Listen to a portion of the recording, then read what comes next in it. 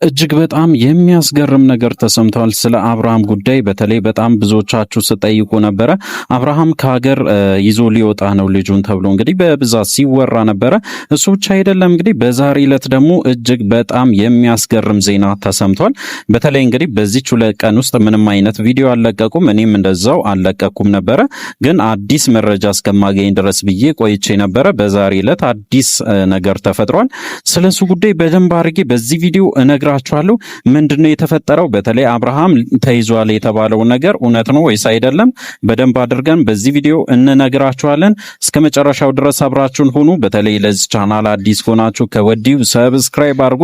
አዲስ ካልሆናችሁ እንደተለመደው ቪዲዮአችን ላይክ አድርጉ። ሀሳብ አስተያየታችሁን ኮሜንት ስራ አስቀምጡልን።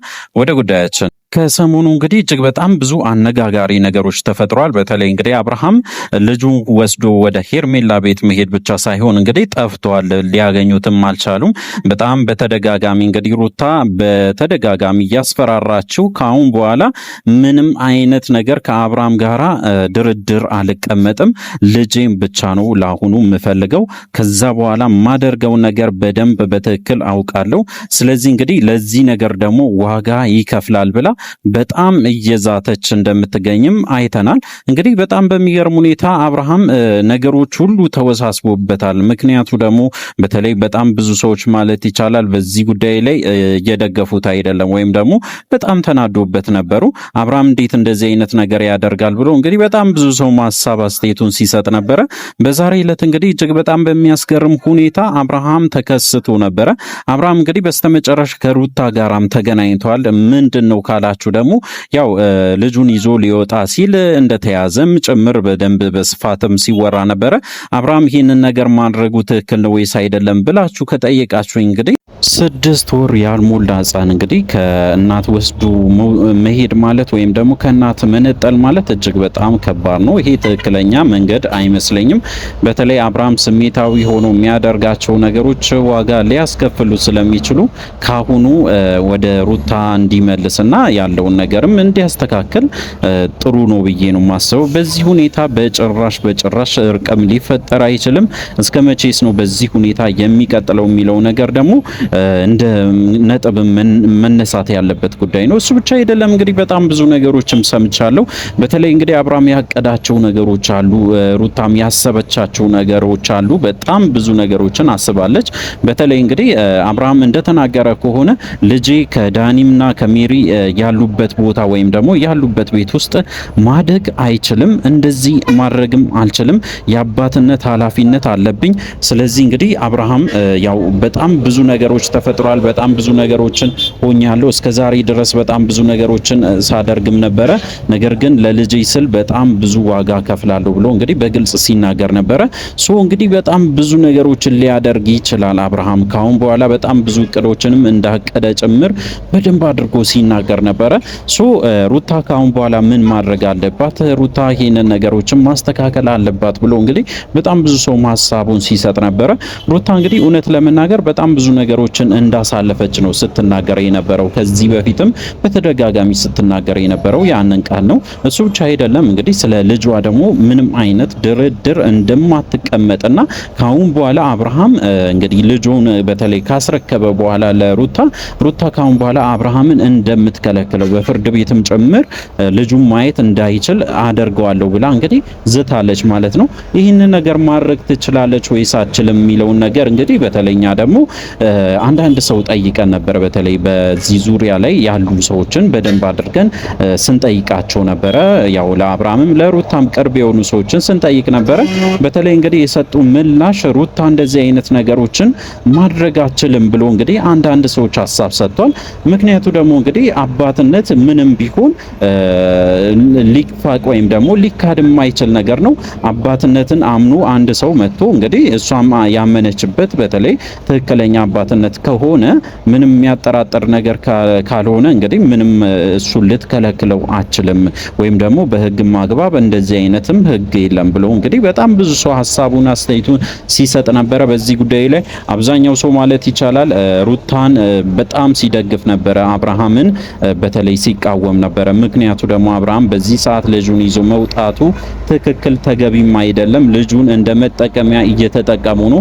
በተለይ ልጁን በዚህ ሰዓት ማንገላታት አልነበረባቸውም የሚለው ነገር በጣም ብዙ ሰውም ተስማምተውበታል። እንግዲህ በጣም ብዙ ነገሮች ሊፈጠሩ ይችላሉ። በዛሬ ዕለት ደግሞ አዳዲስ ነገሮችንም እየሰማን ነው።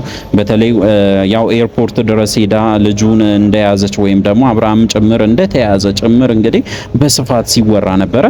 አብርሃም እንግዲህ ቆርጦለታል ወደ ውጪ ለመሄድ በጣም ከባድ ውሳኔዎችን እየወሰነ ይገኛል ተብሎም እንግዲህ በጣም ሲወራ ነበረ። ሶ አንዳንድ ነገሮችን አግኝቻለሁ በተለይ ወደ ኤርፖርት አካባቢ እንደሄደና ከዛም በኋላ ከሩታ ጋር እንደተገናኘ በስተመጨረሻም በጣም ብዙ ክርክሮች እንደነበሩ በዛሬ ዕለት ተገናኝቶ በጣም ብዙ ነገሮች እንደተፈጠረ ሰምቻለሁ።